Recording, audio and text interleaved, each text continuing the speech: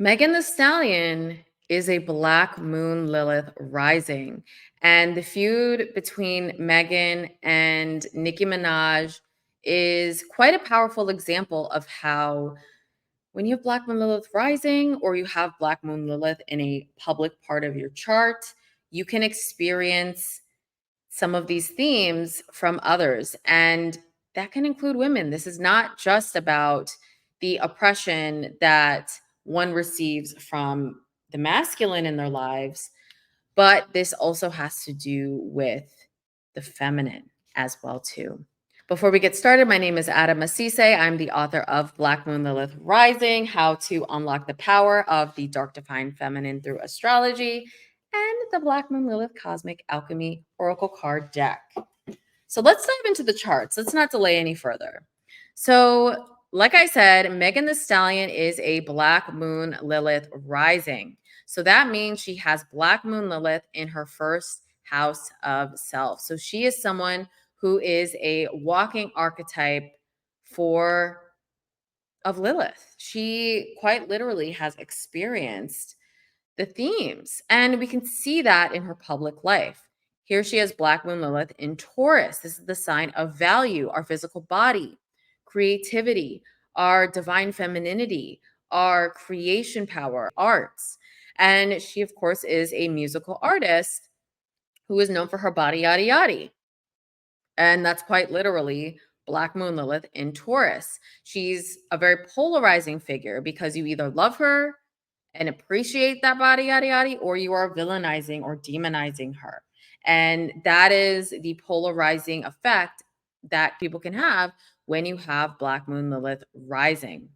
And she also can deal with a lot of hidden enemies. She's got her South Node in Taurus in the same sign, but it's coming from the 12th house. So she has had to deal with that. And she's had eclipse cycles since November 2021 up until now. We're finishing out the eclipse cycle that's lasted for 18 months in Taurus and Scorpio. So this has been completely empowering and changing who she is and revealing who these hidden enemies are that she should not align herself with. And she also has transformed her relationship life. So she was with Partisan Fontaine. I think they broke up, but this was a relationship that was public. And also, she was quite literally pew-pewed by her, I think, ex-lover. I don't think they were officially really together, but he is now in prison because of it. And Scorpio, quite literally, is ruled by Mars. There can be some violence in her relationship. So it revealed on those two fronts all about her self-worth or self-empowerment. And it was really a big trigger that led up to her releasing this song Hiss that just went in on a lot of people. And her Aquarius sun is in her 10th house of career and the public, and that is squaring Black Moon Lilith. So this is where you're getting that polarizing effect that her persona and who she is has on other people.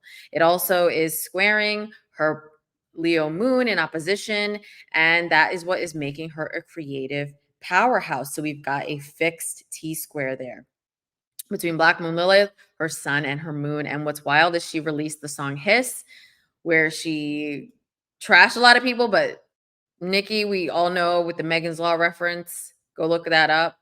But we all know that, yeah, it kind of had to do with Nicki. And so Nicki got pissed.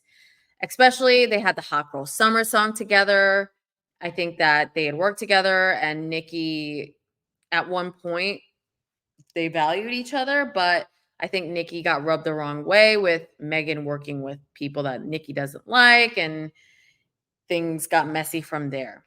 But jealousy from other women, power struggles, especially with the masculine, dealing with the violence from the masculine, and really empowering her self-worth has been a huge theme during this Taurus Scorpio eclipse cycles. And eclipses on your Black Moon Lilith are huge. And I go over them in depth in Black Moon Lilith Rising. So definitely take a look at that if you get the book.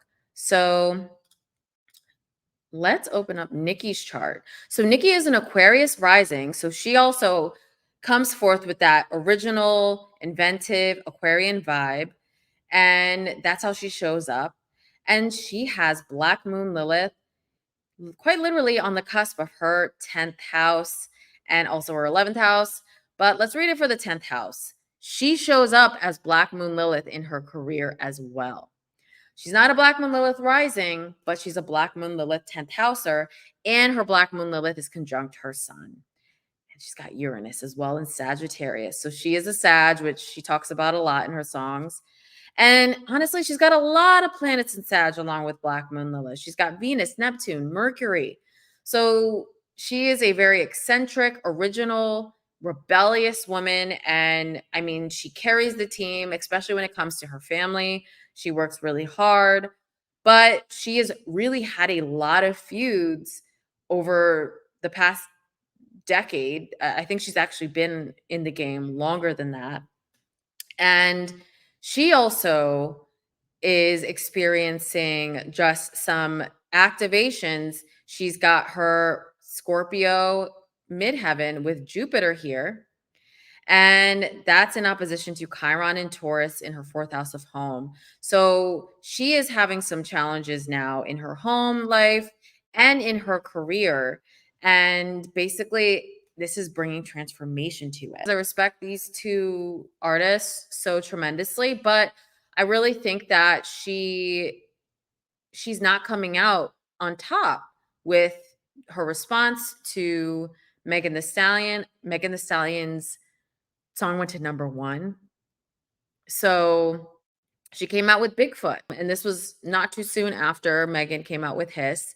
But the difference between that is Hiss didn't mention any names, and it was like a couple lines.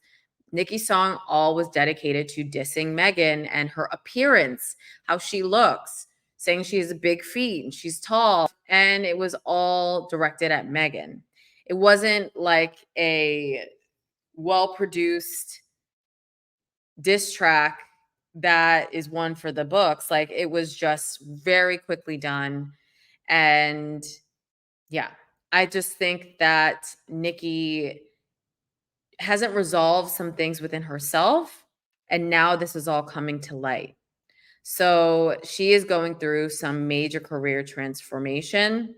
And she also is learning more about how to share the spotlight as well too, because a lot of what she was saying, you could say it's rooted in jealousy and internalized misogyny. So that's a brief rundown on these two rap goddesses.